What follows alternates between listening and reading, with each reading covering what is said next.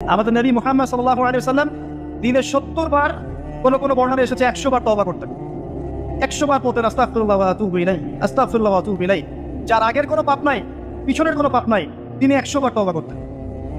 আমরা একটা রাত এভাবে চিন্তা করেছি যে আমার পাপ কি কি, আজকে রাত্রে গিয়ে চিন্তা করেন, দেখবেন আপনি একটা পাপে পরিপূর্ণ একটা আমলনামা পাবেন।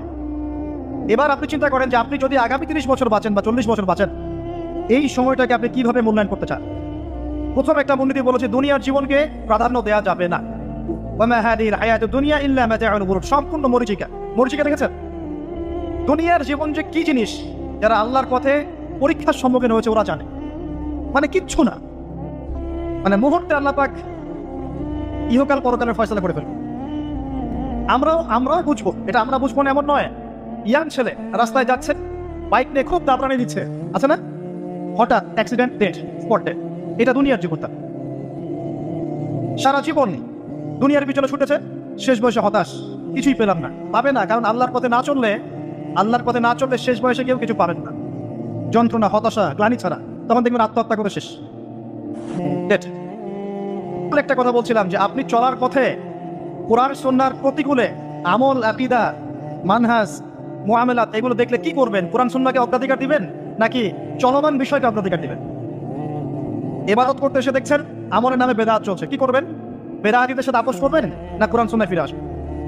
আপনি তাওহীদের ক্ষেত্রে দেখছেন মানুষ ইসলামের নামে শিরক করছে, এখন আপনি কি সংখ্যাগরিষ্ঠ মানুষকে অগ্রাধিকার দিবেন না কোরআন সুন্নাহর কাছে আসবেন?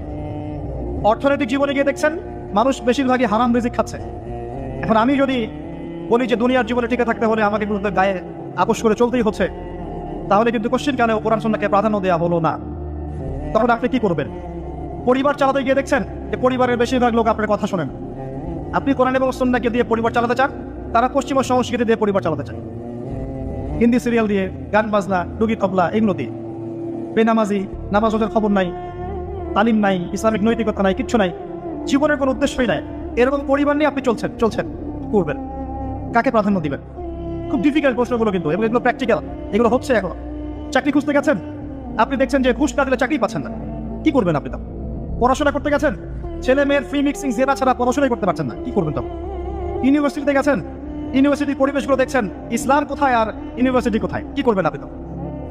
প্রত্যেকটা জায়গায় আপনাকে সিদ্ধান্ত নিতে হবে যে আমি প্রতিটা জায়গায় কোরআন এবং সুন্নাহর সাথে আপোষ করবো নাকি চলমান এই জাহিলিয়াতের সাথে আপোষ করবো, কোনটা করবো?